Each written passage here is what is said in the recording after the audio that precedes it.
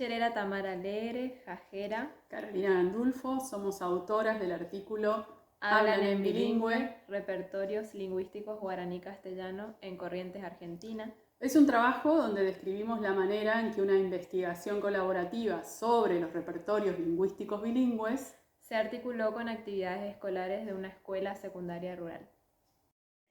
El trabajo lo hicimos junto a un grupo de 46 jóvenes y 3 docentes, Miguel Ángel, Lucrecia y Ana María, entre el 2017 y 2018, en la Escuela de Familia Agrícola Ñanderoga de la colonia San Antonio, San Miguel Corrientes. Nos propusimos caracterizar sociolingüísticamente la escuela, considerando los procesos de transmisión lingüística tanto en la escuela como en las familias. La investigación se articuló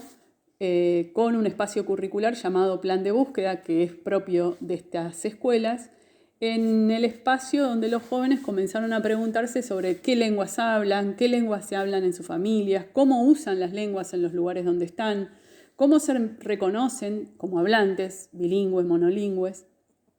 Y ellos hicieron observación en sus casas y a partir de sus registros de observación sobre eventos comunicativos, se realizaron talleres de análisis en la escuela sobre estos registros.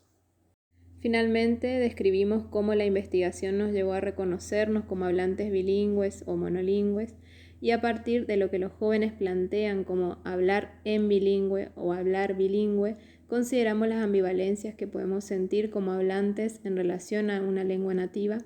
cuando las ideologías lingüísticas actúan y nos hacen sentir vergüenza para hablar delante de otros, o bien la disponibilidad de los sentidos para advertir, ver y escuchar el guaraní en las prácticas lingüísticas cotidianas.